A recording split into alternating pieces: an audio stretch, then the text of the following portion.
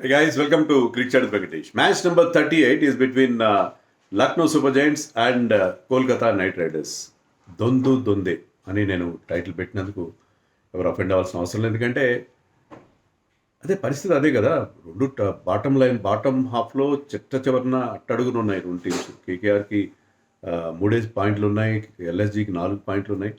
దొందు దొందే అంటే అదేదో అవమానించినట్టు కాదు. మంచి తెలుగు మాట, తెలుగు సామెతలు, తెలుగు జాతీయాలంటే ఇడియమ్స్, అవన్నీ మనం మిస్ అయిపోతాం. ఎందుకంటే సోషల్ మీడియాలో వాడే భాష ఇంగ్లీష్, రకరకాల కొత్త మాటలు వస్తున్నాయి. కానీ మన అచ్చ తెలుగు మాటలు ఎందుకు మర్చిపోవాలి మనం? అంటే అప్పుడప్పుడు వాడతాను, అలాంటి వాళ్ళని వాడితే. ఎందుకంటే మన ఛానల్ ఎక్కువ మంది యంగ్స్టర్స్ చూస్తారు కాబట్టి వాళ్ళకి ఆ మాటలతో పరిచయం ఉంటుంది. అది నా ఉద్దేశం. అంతేగాని ఎవరిని అఫెండ్ చేయాలని కాదు. వాళ్ళ పరిస్థితి అలాగే ఉంది. ఇప్పుడు చూడండి, ఇప్పుడు కేకేఆర్ ఒకే ఒక మ్యాచ్ గెలిచారు, అది కూడా మొన్న గెలిచారు రీసెంట్గా 1 వీక్ బ్యాక్ రాజస్థాన్ పైన. అంతవరకు వాళ్ళకి వరుసగా డిఫీట్స్, కంటిన్యూస్ డిఫీట్స్. ఒక మ్యాచ్లో వర్షం వల్ల ఒక 1 పాయింట్ వచ్చింది. ఎల్ఎస్జీ సంగతి ఏంటి? ఎల్ఎస్జీ ఫస్ట్ 3 మ్యాచెస్లో 2 మ్యాచ్లు గెలిచారు. తర్వాత వరుసగా 4 డిఫీట్స్. సో వాళ్ళు నానాటికి తీసుకట్టుగా తయారవుతున్నారు ఎల్ఎస్జీ. వెరాజ్ కేకేఆర్ కొంచెం బెటర్. ఏంటంటే వాళ్ళు లాస్ట్ మ్యాచ్ రాజస్థాన్ లాంటి టీం పైన వాళ్ళని చిన్న స్కోర్కి అవుట్ చేసి దాన్ని చేజ్ డౌన్ చేయగలిగారు. వాళ్ళు 150+ స్కోర్కి రాజస్థాన్ అవుట్ చేశారు, దాన్ని చేజ్ చేయగలిగారు. వెరాజ్ ఎల్ఎస్జీ కూడా అదే పని చేశారు. ఎల్ఎస్జీ కూడా 156కి అందుకో రాజస్థాన్ అవుట్ చేసి దాన్ని చేజ్ చేయలేకపోయారు. సో ఎల్ఎస్జీ మరింత దారుణమైన పొజిషన్లో ఉందేమో అని అనిపిస్తుంది. రెండు టీమ్స్కి ఏంటంటే ఇప్పుడు ప్రస్తుతం బౌలింగ్ బ్రహ్మాండంగా సెట్ అయింది. మీరు ఎల్ఎస్జీ బౌలింగ్ చూడండి. ఎల్ఎస్జీలో Shami is doing very well, at least with the new ball. And Prince Yadav he's been a find of the season. బ్రహ్మాండంగా లాస్ట్ సీజన్ బాగా చేశాడు, ఈ సీజన్లో అయితే అవుట్ స్టాండింగ్ బౌలింగ్ అతని నుంచి.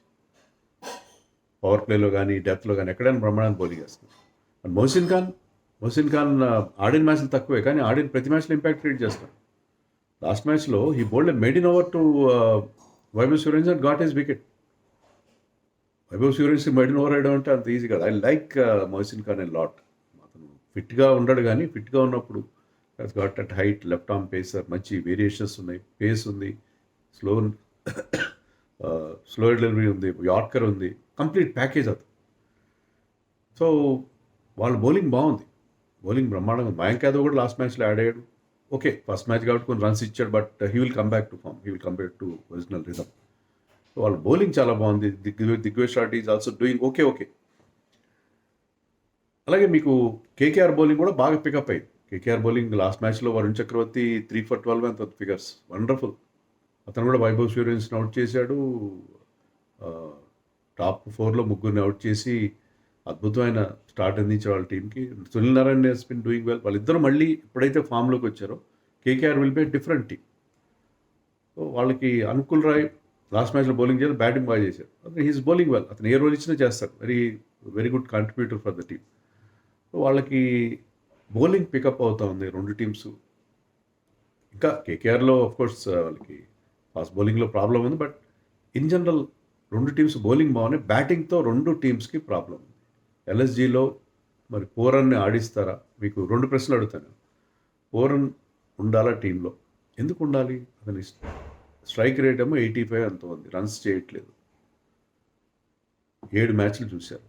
ఇంకా ఎన్ని రోజులు అతను భరిస్తారు? అంటే వేరే టీంలో కొద్దిగా మిగతా వాళ్ళు ఆడుతుంటే ఆ lack of form for senior player భరించి ఎప్పుడేదో ఒక టైంలో ఫామ్లోకి వస్తాడని అనుకోవచ్చు. కానీ మిగతా వాళ్ళు కూడా ఫెయిల్ అవుతున్నప్పుడు ఇలాంటి ఒక నాన్ పర్ఫార్మింగ్ ఎసెట్ని ఎన్ని రోజులు మీరు భరిస్తారు? పూర్వం గతంలో కూడా రికార్డు మనం చూస్తే ఫామ్లో ఉన్నప్పుడు బ్రహ్మాండ ఫామ్లో ఉంటాడు, ఫామ్లో లేకపోతే మళ్ళీ రికవర్ కాడతాం. గతంలో ఐపీఎల్లో కూడా I remember certain seasons even he was out of or through the season. So అలాంటి ప్లేయర్ని, very gifted player no doubt, ఆడిస్తారా? అదొక క్వశ్చన్. ఎల్ఎస్జీ కేకేఆర్ విషయానికి వస్తే కేకేఆర్ పతిరానా ఇస్ అవైలబుల్ నా, మతీషా పతిరానా.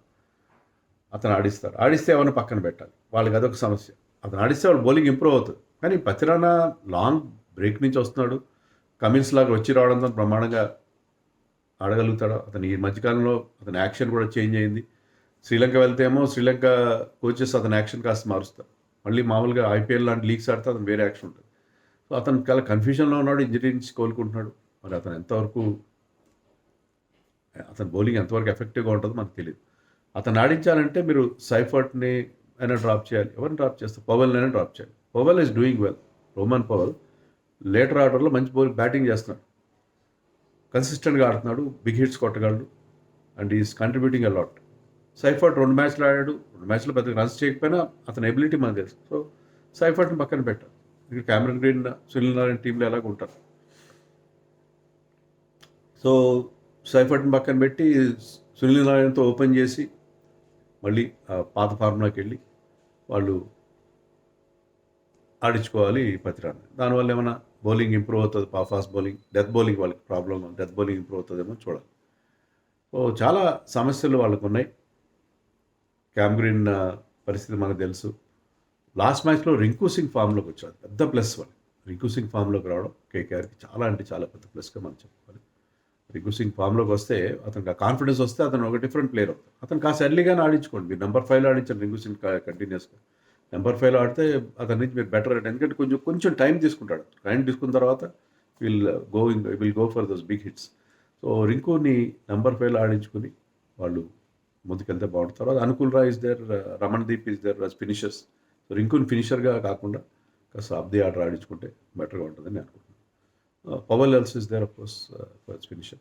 సో కేకేఆర్కి ఇక్కడ అడ్వాంటేజ్ కూడా ఏంటంటే లక్నో పిచ్ స్పిన్నర్స్కి అనుకూలించే అవకాశం ఉంది. గ్రౌండ్ సైజ్ కూడా పెద్దది, మిస్ హిట్స్ కూడా క్యాచ్లకు వెళ్ళే అవకాశం ఉంటుంది. చాలా పెద్ద గ్రౌండ్ అది.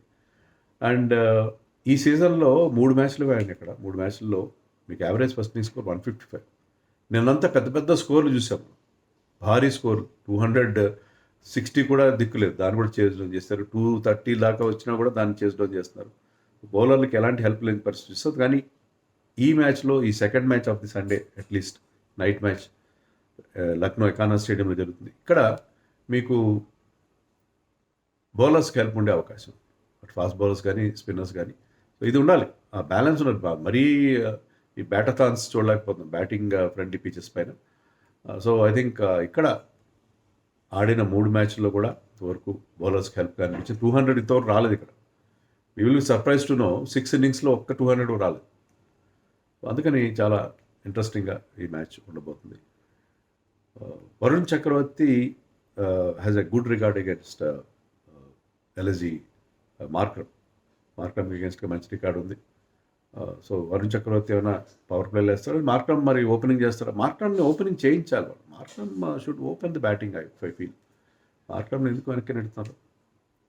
Adoni is not a bad player, but he's basically middle order player. అదోని మిడిల్ ఆర్డర్ ఆడించి వాళ్ళు ఈ టింకరింగ్, ఈ చాపింగ్ అండ్ చేంజింగ్ ఇవన్నీ మానేస్తే బాగుంటుంది. బట్ వాళ్ళకి ప్రాబ్లమ్స్ అయితే ఖచ్చితంగా ఉన్నాయి, ప్రాబ్లమ్స్ డెఫినెట్గా ఉన్నాయి. 4 ప్లేస్లో బ్రిడ్జ్ ఖాన్ ఆడించుకోరు, అది ఒక్క మార్క్ చేస్తే సరిపోతుంది వాళ్ళు, ఇంకేం మార్చాల్సిన అవసరం లేదు. బౌలింగ్ బాగా సెట్ అయింది. ఆల్రెడీ సమాత్ ప్లేస్లో హిమత్ని ఆడిస్తున్నారు కాబట్టి బ్రిడ్జ్ ఖాన్ని ఆడించుకోండి 4 ప్లేస్లో. Let him try. అతను టాప్ ఆర్డర్ ప్లేయర్, అతను ఓపెనింగ్ చేయించండి. బదోని వెనక్కినట్టు is a top order player. బదోనిని వెనక్కినట్టు ఏం చేస్తున్నారు? ఏదో ఒక మార్పు చేసి they should find a good batting setup. అలాగే వీళ్ళకి కూడా నేను చెప్పినట్టుగా రింకూస్ నెంబర్ 5లో ఆడించుకోవాలి. బట్ డెఫినెట్లీ మ్యాచ్లో ఎవరు ఏ స్పిన్నర్స్కి హెల్ప్ ఉంటుంది. మరి వీళ్ళకేమో స్పిన్ కాకుండా పేస్ బౌలింగ్ స్ట్రెంత్, మరి ఆ పేస్ బౌలింగ్ తగిన పిచ్ తయారు చేసుకుంటారా, ఏం చేస్తారో తెలియదు మనకి. బట్ జనరలీ బౌలర్స్కి హెల్ప్ ఉండే పిచ్. 2 టీమ్స్ బౌలింగ్ బాగుంది. ఏ బౌలింగ్ బాగా, ఎవరు ఏ సెట్ ఆఫ్ బౌలర్స్ బాగా బౌలింగ్ వేస్తారో వాళ్ళకి విజయ అవకాశాలు ఉండే పరిస్థితి మనకు కనిపిస్తుంది.